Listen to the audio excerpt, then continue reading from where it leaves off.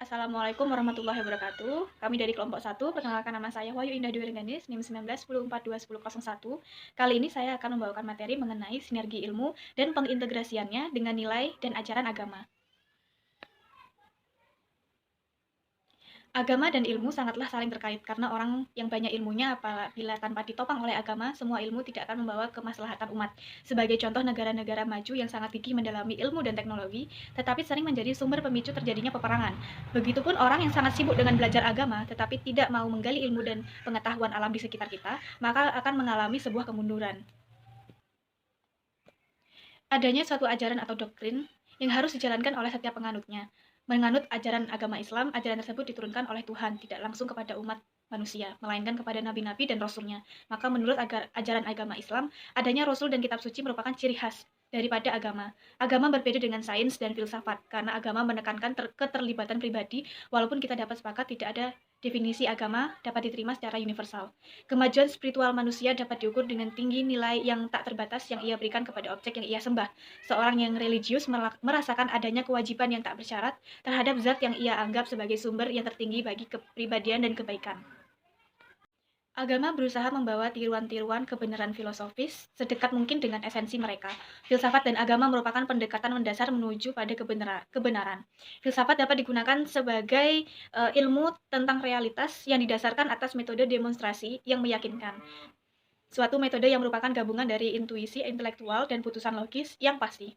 Berdasarkan alasan ini, filsafat lantas disebut sebagai ilmu dari segala ilmu, induk dari segala ilmu, kebijaksanaan dari segala kebijaksanaan, dan seni dari segala seni. Assalamualaikum warahmatullahi wabarakatuh. Saya Siti Karimah Alfani, NIM 1002. Di sini saya akan menjelaskan tentang paradigma ilmu tidak bebas nilai. Ilmu itu selalu terikat dengan nilai dan harus dikembangkan dengan mempertimbangkan aspek nilai.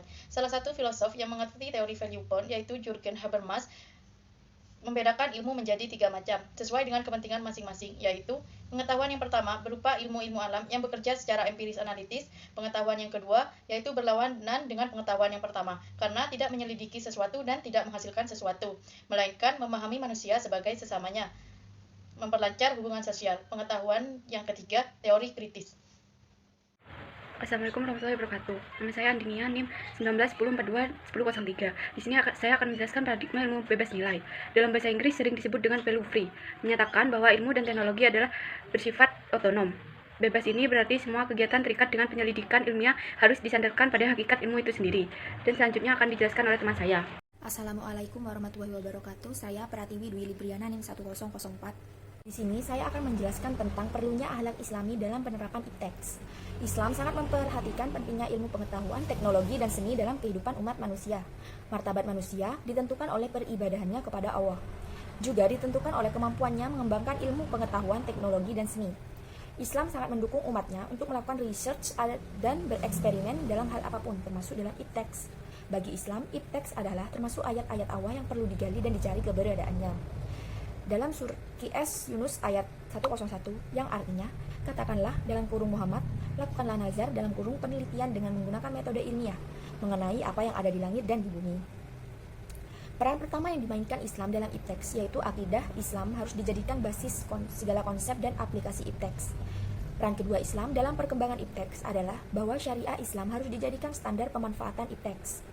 Keharusan tolak ukur syariah ini didasarkan pada banyak ayat dan juga hadis yang diwajibkan umat Islam menyesuaikan perbuatannya, dalam kurung termasuk menggunakan IPTEX, dengan ketentuan hukum Allah dan Rasulnya, antara lain firman Allah, maka demi Tuhanmu, mereka, dalam kurung pada hakikatnya, tidak beriman hingga mereka menjadikan kamu hakim terhadap perkara yang mereka perselisihkan. Kemudian mereka tidak merasa dalam hati mereka suatu keberatan terhadap putusan yang kamu berikan, dan mereka menerima dengan sepenuhnya. QS An-Nisa ayat 4. Assalamualaikum, saya Lili Suryani, NIM 19 10 421 006. Di sini saya akan menjelaskan mengenai 10 etika bermedia sosial dalam Islam.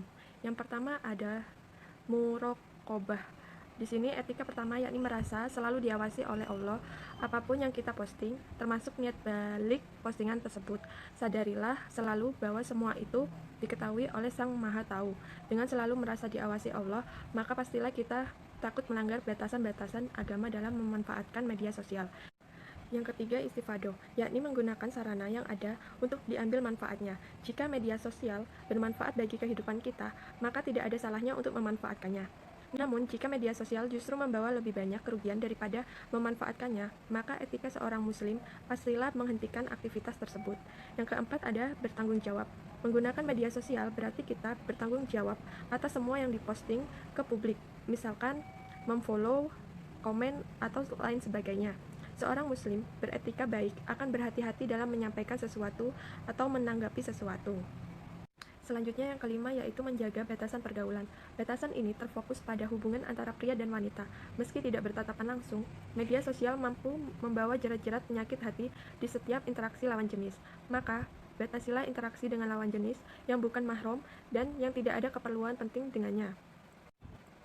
Selanjutnya yang keenam, memperhatikan pertemanan. Berteman di media sosial mestilah mempertimbangkan kebaikan dengan timbangan ilmu syar'i. Jangan bermudah-mudahan mengikuti status seseorang yang tidak jelas kebaikannya. Lalu yang ketujuh ada wasilah.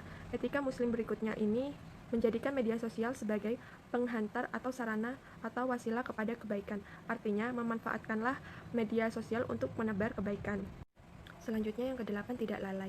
Inilah yang sering luput jika asik bermain media sosial. Kita mudah terlalai hingga waktu yang berharga terbuang begitu saja. Lalu yang kesembilan, mengumpulkan kebaikan. Etika muslim dalam bermedia sosial dengan menjadikannya sebagai sarana pengumpul ilmu dan kebaikan. Lalu selanjutnya yang terakhir, ikhlas. Selalu menjaga keikhlasan menjadi salah satu etika yang harus dilakukan muslimin saat bermedia sosial, termasuk di dalamnya agar tidak memposting hal-hal yang bermaksud riya. Sekian pembahasan mengenai 10 etika bermedia sosial dalam Islam.